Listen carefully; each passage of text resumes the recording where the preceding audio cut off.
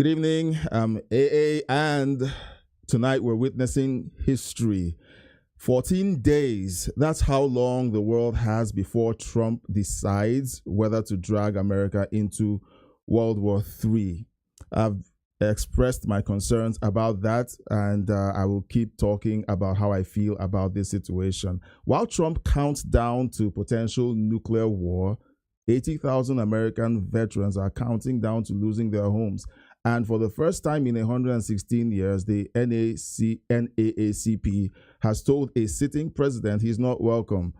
So activism still runs deep in some of these organizations, I guess. Now, here are all the headlines in a few minutes, all right? First off, the White House announced today that Trump will decide within 2 weeks whether to strike Iran. We're going to see that footage, and we're going to react to it and discuss it. There's a statement that was made from the podium that based on a substantial chance that there will be negotiations, Trump said that he will make a decision within the next 2 weeks. So we're holding our breath to see what he decides. So Iran is weeks away from nuclear weapon capabilities, according to the claims from Israel and the intelligence reports that have been sent to the White House. Iran this morning bombs a hospital in Israel. An Iranian missile struck the Soroka Medical Center this morning, and over 70 people were injured in what Israel has called a war crime. Well, they are at war. Israel has been firing missiles into Iran, and they've returned the favor, and Israel is saying it's a war crime. Is it that Iran intentionally targeted a civilian hospital? Well, we will see what the story says. And the conflict now has entered the 7th day. 80,000 veterans face foreclosure. The VA ended mortgage rescue program with no replacement in sight, and that is quite disturbing. Now, we'll look at the details of that story and try to unpack it. I searched the internet for footage about this story, but it seems to be hidden. No one is talking about the fact that over 80,000 veterans are about to lose their homes. The VA program had saved over 17,000 veterans from losing their homes. And the veterans who are affected describe feeling betrayed after serving their country. And honestly, they actually should feel that way. And then finally, in the news, the NAACP has historically snubbed the first sitting president, and Trump will be excluded from their event. It's the first time it's happening in 116 years. The convention is meant to hold between July the 12th to the 16th in Charlotte, and it's becoming a flashpoint conversation because of the precedent that it is setting. The NAACP cites attacks on democracy and civil rights. All right, so we'll see what attacks on democracy they claim Trump has made on civil rights. The Fed decided to hold rates, and Trump isn't happy about that. Powell warns that there will be meaningful inflation from tariffs, but Trump calls Powell stupid, demanding cuts. We're going to see. We're going to look at that footage and give a reaction. Now, before we jump into our history lesson for today, one of the unique things about our live stream is that we look at how history and the headlines of today connect.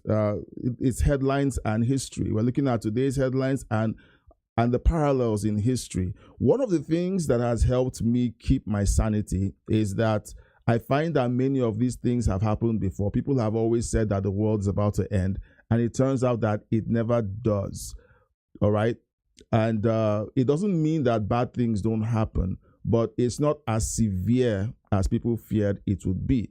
So on this day in history, June 19th, 1865, Union soldiers arrived in Galveston, Texas, finally bringing news of emancipation to the last enslaved Americans. Imagine that. There were people who didn't know that they had been freed long after that had been accomplished during the American Civil War. That's amazing, and it's also sad.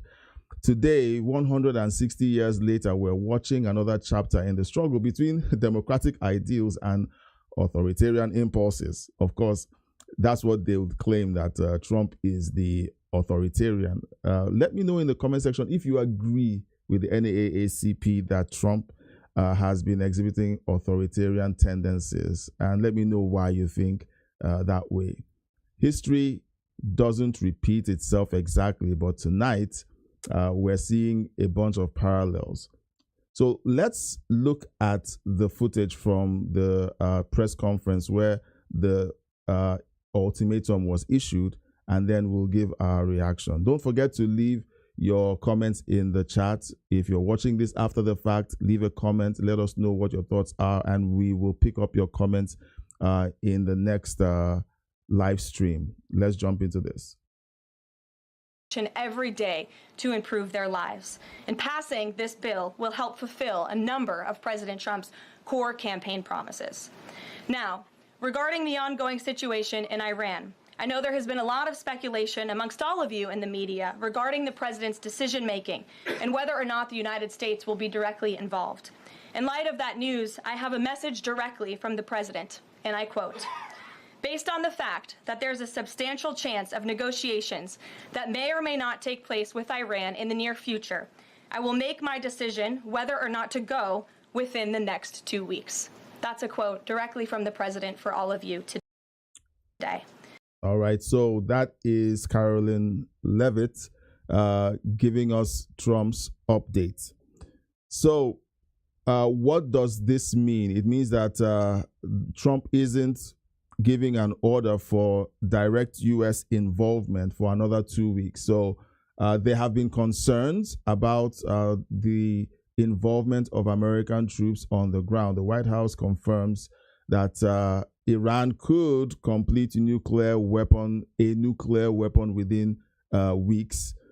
And I've been listening to different arguments saying that this is something that Benjamin Netanyahu has been saying for over 10 years. He keeps repeating it every couple of years and saying that Iran is close to getting a nuclear weapon, but it never does happen within the timeline he predicts.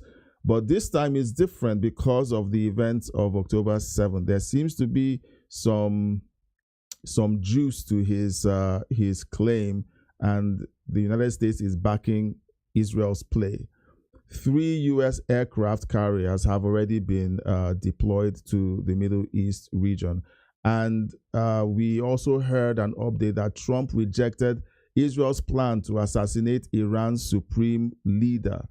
That was a bold move by Israel, trying to assassinate the supreme leader. There's something that happens when a regime change takes place violently, and the country is affected. I can't explain it, but something just happens that leaves the country worse off than it was in the first place.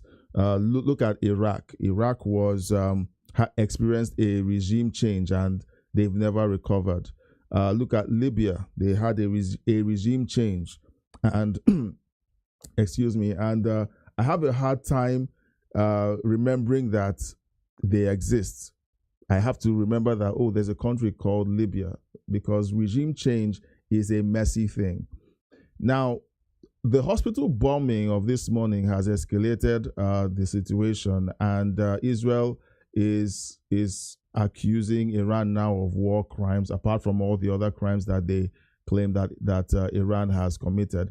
And the response from Iran's supreme leader to calls for surrender is that he says they can shove their offer somewhere very dark and secluded. So Speaking of ultimatums, there's one ultimatum that the world remembers, and that happened in October 1962, the Cuban Missile Crisis. Kennedy gave Khrushchev 13 days to remove missiles from Cuba.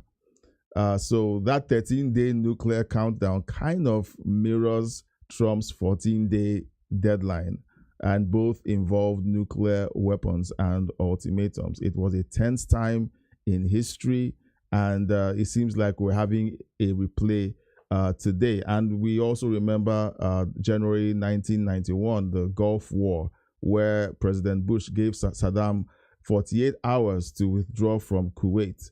And that was a clear deadline. Saddam didn't comply, and there was a massive military buildup, which, of course, initiated the first Gulf War. So there's a pattern with ultimatums. Sometimes they prevent wars, like the Cuba Missile Crisis, but sometimes they start wars. So let me ask a question. Do you think that Trump's deadline will prevent or start a war? Let me know in the live chat or in the comments. Do you think his ultimatum is going to start the war? People think that his tone is an issue. His tone might be a reason why they would consider asking them to, take their offer and shove it, and then a war basically breaks out. Every ultimatum in history comes down to this: will you blink first? And the Iranian people are very proud people. They are very proud people. So let's hope that level heads prevail. Now, we hope that a war is prevented. We hope that they're not going to start firing missiles and creating more problems. And let's hope that Trump's ultimatum prevents a war. But do you think Trump is going to strike Iran after 2 weeks or within 2 weeks? What do you think? Let me know in the comment section. Now let's look at veterans, because since we're talking about wars, we have people who actually fight in those wars, and these are the veterans. And there are veterans who believed that they were fighting for their country and believed that while they were fighting for their country, the country would fight for them. And these veterans came home, the VA helped them with their mortgages, and suddenly they are hearing that the program for servicing the home purchase program is ending or had ended on May 1st.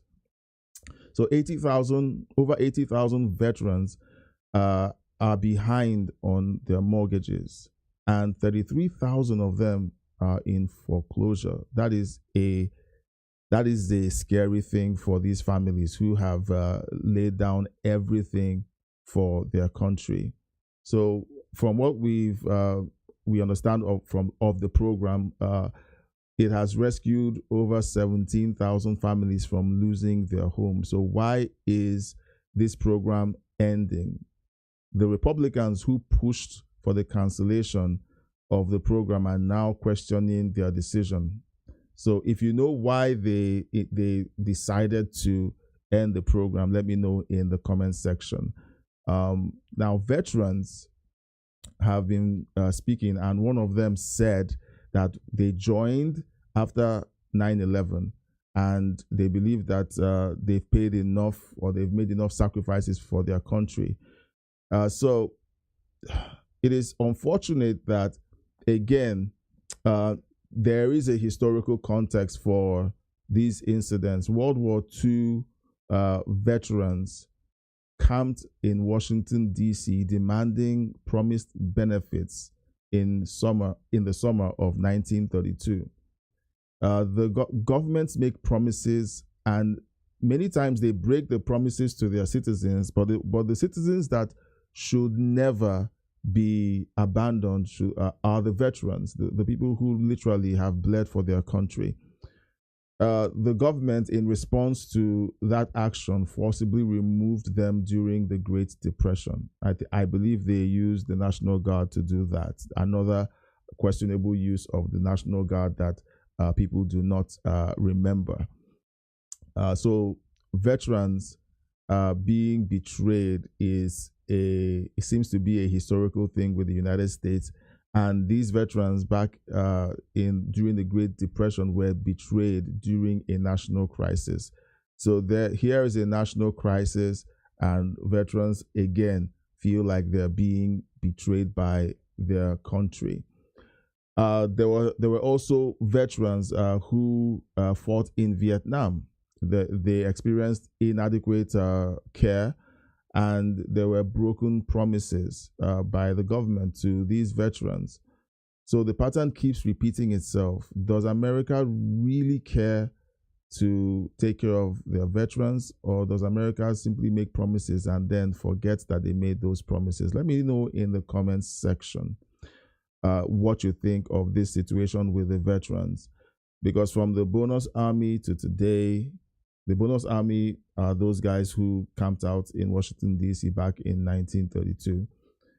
Till today, with the veterans who are losing their homes because a program has been shut down by Congress.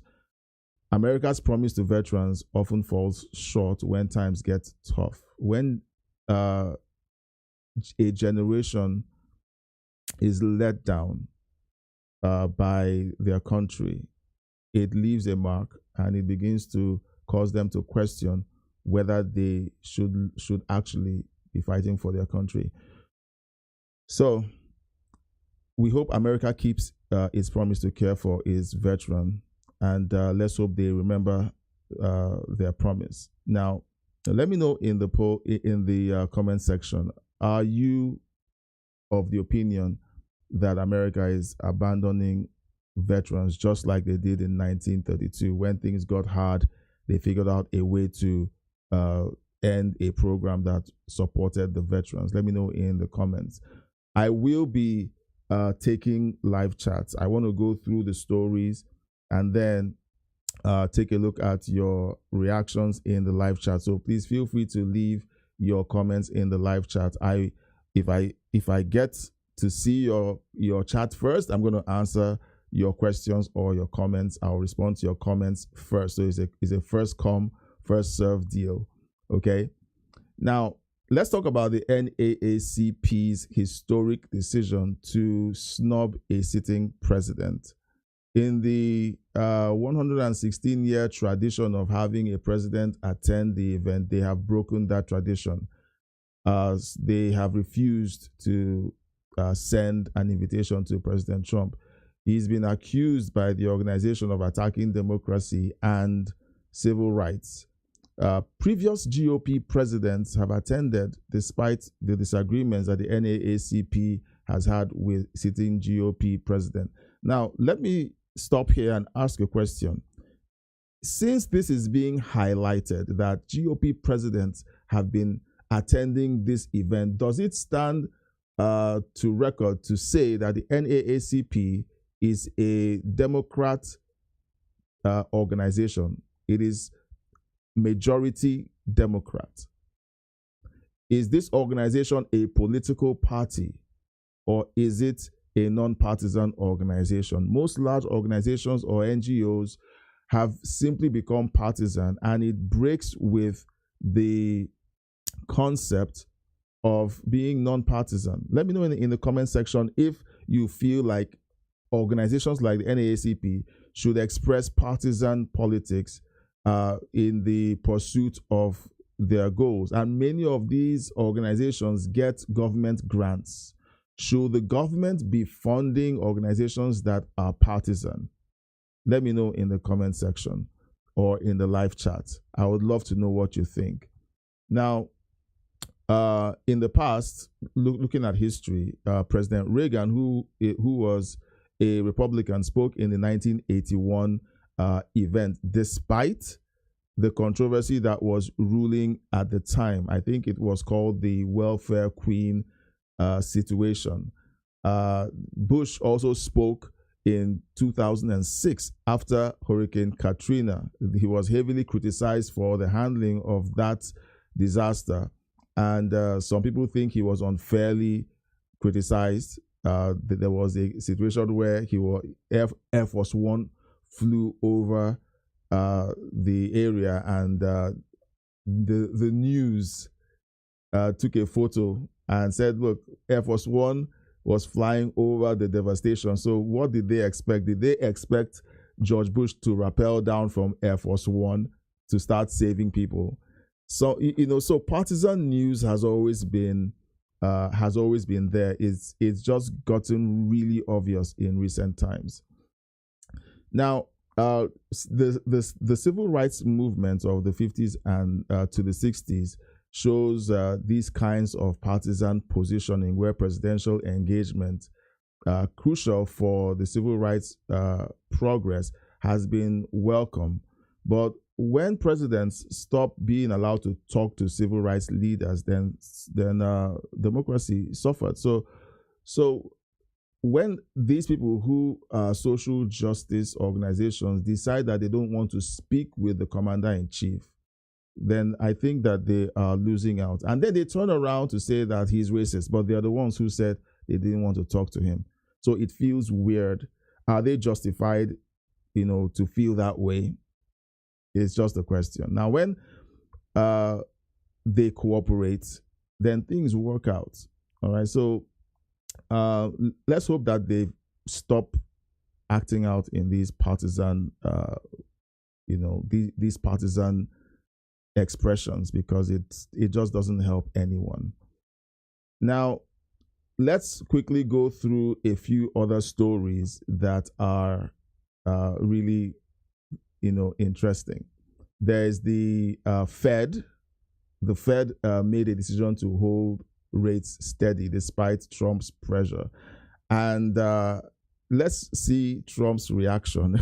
Let's see Trump's reaction to the Fed's holding rates. We're doing well and as a country. If the Fed would ever lower rates, would buy debt for a lot less. It's a shame. This guy, do you ever have a guy that's not a smart person and you're dealing with him and you have to deal? He's not a smart guy.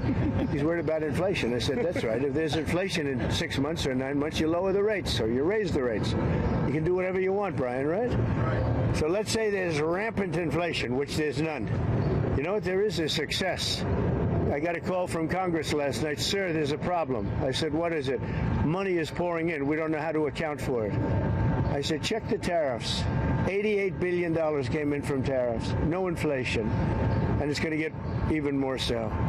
I know what I'm doing. So we have a stupid person, frankly, at the Fed. He probably won't cut today. Europe had 10 cuts, and we had none. And I guess he's a political guy. I don't know. He's a political guy who's not a smart person, but he's costing the country a fortune. So what I'm going to do is, he gets out in about 9 months. He gets fortunately terminated. Biden, I would have never reappointed him. Biden reappointed him. I don't know why that is, but I guess maybe he was a Democrat. I got great advice from Mnuchin on this one. Great advice. But he's done a poor job. So we have no inflation. We have only success. And I'd like to see interest rates get down. Now, Biden did a lot of very short-term debt. So we have short-term debt coming due. And because of this guy's rates, if he'd lowered a point, I'd pay about a point less. Then if he'd lowered 2 points, I'd pay about 2 points less. And that's for 10 years, 12 years, 15 years, 5 years. It's hundreds of billions. It's even trillions of dollars. All right, so Trump is not happy about the Fed refusing to lower rates. And I was listening to some analysis this morning about the thinking of the Fed. Basically, what the Fed is doing is they want to wait until something critical happens before they lower rates. But Trump wants to preempt the disaster and lower the rates before things break. So it's understandable that they want to err on the side of caution, but Trump wants to err on the other side of caution to say, look, let's not wait until something bad happens, but let's do something to prevent something bad happens, because I guess he believes that the United States cannot afford another economic downturn, okay, no matter how brief, because the economy is gaining traction, and the Fed not supporting the commander-in-chief's call for reducing rates, might create some issues with the economy going forward. So Trump has been very vocal about it. As you can see, he basically called him not very smart. So what can we learn from history? President Nixon pressured the Fed in the 1970s, but that pressuring led to stagflation. All right, there wasn't inflation and there wasn't any reduction in inflation. So there is a danger to that. The G7 summit was cut short by Donald Trump. We know that already. He left early because of the Middle East crisis, and historically it is similar to JFK's cutting his scheduled vacation because of the Cuban Missile Crisis. We also know about the oil prices surging because of war fears. Almost got tongue-tied there. So people get scared when there's a war, and prices begin to surge because people anticipate shortage because of supply chain interruptions and so on. And that reminds us, for those of us who were alive then, I wasn't born then, but if you're old enough to remember the oil crisis, the Middle East oil crisis of the 70s, this kind of reminds us of that. I would like to know what your thoughts are. I'm looking at the chat. I saw a couple of posts in the chat saying hi, and Donald and Somi, you posted, I'm saying hi back. We want to know what your thoughts are on these stories. We didn't get to play the footage on the hospital bombing. We're going to play that now before we wrap up. I know we've already covered that story, but we would like to just react to that specific story where Iran bombed the hospital in Israel. New this hour, Israel's defense minister threatening Iran's supreme leader. This after Iranian missiles damaged a hospital in the southern part of Israel earlier today. Missiles also hit a residential area in Tel Aviv. At least 240 people were wounded. Israel has also struck Iran's heavy water reactor, which is linked to its nuclear program. The defense minister, Israel Katz, blamed the Ayatollah by name. Katz said the military has orders to ensure Ayatollah Khomeini's elimination. U.S. officials say President Trump vetoed an Israeli plan to kill Khomeini. Trump has confirmed that no such plan exists, at least for now. Meanwhile, Prime Minister Benjamin Netanyahu condemning the attack from Iran on Israel today. He vowed a response saying, "We will exact the full price from the tyrants in Tehran." Middle East correspondent Jody Cohen joins us now from Israel with the latest on. All right, so that's the update about the bombing in Israel. So let me know your thoughts. Am I happy about this conflict? No, I don't like conflict of any kind. However, the question still remains, if Iran possesses the ability to create a nuclear weapon, do you think that they would use it against other countries that do not operate the way they believe countries should operate? They have constantly called for the destruction of Israel. They chant death to America in their parliament. So can Iran be trusted with nuclear weapons too? Can Israel's intel be trusted? Because they have been saying this for years, that Iran is close to having a nuclear weapon. And if we recall, they were also part of the source of the news of Iraq's weapon of mass destruction conversation that created the disastrous Iraq war, which America is still reeling from till today. And the veterans who are losing their homes, most of them fought in that war as well. So here we are, 14 days until Trump decides whether America goes to war. 80,000 veterans who fought in a previous war or in previous wars, wondering if America will abandon them.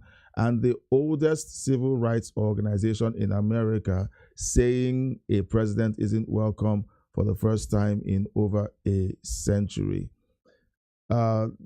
what an evening. Lots to think about, lots to talk about.